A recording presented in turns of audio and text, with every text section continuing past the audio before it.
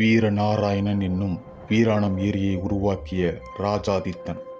பிற்கால சோழர்களின் மூன்றாவது மன்னரான முதலாம் பராந்தகச் சோழன். அதிக ஆண்டுகாலம் ஆட்சி செய்த ஒரே மன்னரும் இவர்தான். அதிக போரில் வெற்றி பெற்ற ஒரே மன்னரும் இவர்தான். இவருடைய ஆட்சியில்தான் சோழ சாம்ராஜ்யம் பெரும் சாம்ராஜ்யமாக மாறியது.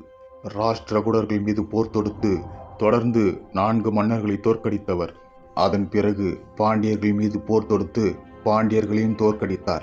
ஆனால் பாண்டிய மன்னன் தன்னுடைய மணிமுடியையும் செங்கோலையும் இலங்கைக்கு கொண்டு சென்றார். பாண்டிய மன்னனை தேடி முதலாம் பராந்தகன் இலங்கைக்கு சென்றார். அவருக்கு பதிலாக தன்னுடைய மகனான ராஜாதித்தனை ஆட்சி பொறுப்பில் விட்டு சென்றார். தன்னுடைய மக்கள் குடிநீருக்காக நீண்ட தூரம் சென்று கொண்டு வருவதை பார்த்த முதலாம் பராந்தகன் ஒரு பெரிய ஏரியை உருவாக்க வேண்டும் என்று ஆசைப்பட்டார். அந்த ஆசையை தன்னுடைய மகனான ராஜாதித்தன் அவர் வருவதற்குள் நிறைவேற்ற வேண்டும் என்று ஆசைப்பட்டார். ராஷ்டிரகூடர்கள் மீது போர் தொடுக்க செல்லும் வழியில் ஒரு பெரிய நிலப்பரப்பை பார்த்தார்.